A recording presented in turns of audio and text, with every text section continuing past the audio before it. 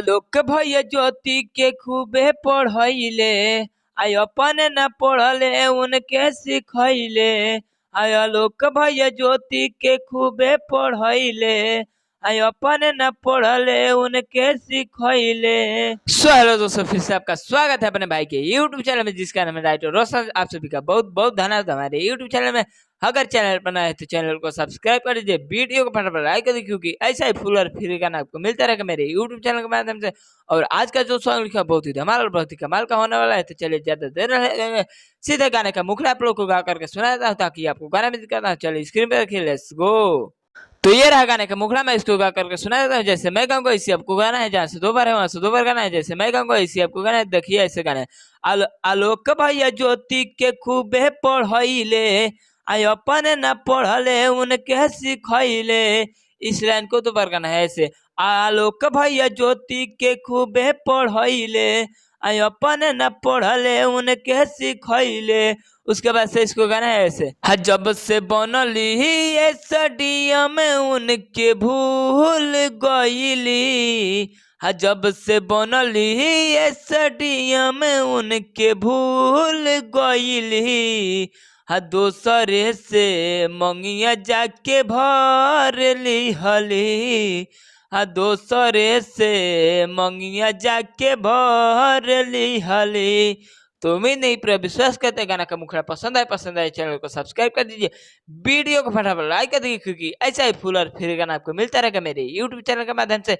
और इसी प्रकार चले गाना का पहल का अंतर आप लोग को गा करके सुना देता हूँ, ताकि आपको गाना भी दिखाना। चलिए स्क्रीन पर रखिए, लेट्स गो। तो ये रहा गाने का अंतरा, मैं इसको भी गा करके सुना देता हूँ। जैसे मैं गाऊंगा इसी आपको गाना है, जहाँ से दो बार है वहां से दो बार गाना है। जैसे मैं गाऊंगा इसी आपको गाना है, तो देखिए ऐसे गाना है। आईन के ही चलते केहू कराई ना पढ़ाई, आई अपने में हर से चूल्हा फूकवाई। इसको भी दो बार गाना है ऐसे। आईन के ही चलते केहू कराई ना पढ़ाई, आई अपने में हर से चूल्हा फूकवाई। उसके बाद से इसको गाना है ऐसे। नाजुक को दिलवाया लोग के तोड़ दिहलू, नाजुक को दिलवाया लोग के तोड़ दिहलू। दोसरे से मंगिया जाके भर लिहलू, दोसरे से जाके मंगिया अपन भर लिहलू।